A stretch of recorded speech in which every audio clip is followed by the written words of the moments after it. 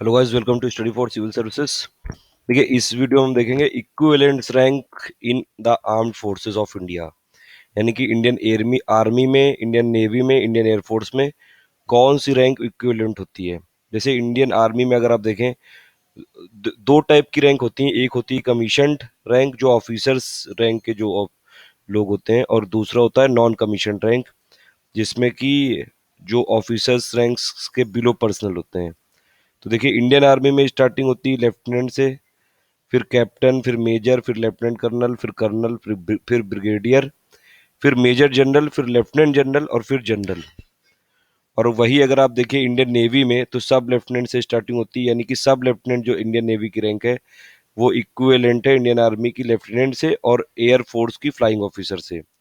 वैसे ही लेफ्टिनेंट जो Indian navy की पोस्ट है, वो कैप्टन इंडियन आर्मी के इक्विवेलेंट है और flight lieutenant of Indian air force के इक्विवेलेंट है। वैसे ही लेफ्टिनेंट जो कमांडर है इंडियन नेवी का, वो मेजर ऑफ इंडियन आर्मी के इक्विवेलेंट है और squadron leader of Indian air force के इक्विवेलेंट है।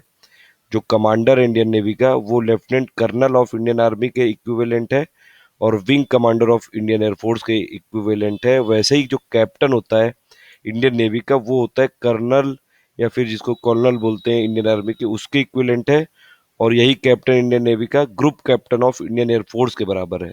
वैसे ही कमोडोर इंडियन नेवी का है, तो वही ब्रिगेडियर के इक्विवेलेंट है, और ये एयर कमोडोर एयर फोर्स के हैं। वैसे रियर जो एडमिरल हैं, वो major general of Indian army के इक्विवेलेंट है, और ये एयर वाइस मार्शल के इक्विवेलेंट है एयर फोर्स के। वैसे ही vice admiral is equivalent to lieutenant general and is equivalent to air marshal of Indian air force. Admiral जो नेवी का होगा, वो जनरल के इक्विवेलेंट है और वो एयर चीफ मार्शल के इक्विवेलेंट है।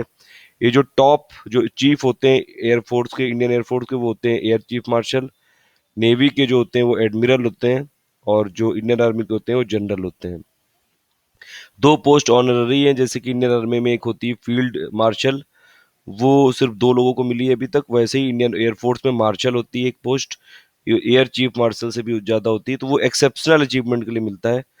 दो इंडियन आर्मी के लोगों को मिली है फील्ड मार्शल की, और इंडियन एयरफोर्स में एक इंडियन को मिली है जिनका नाम है अर्जन सिंह।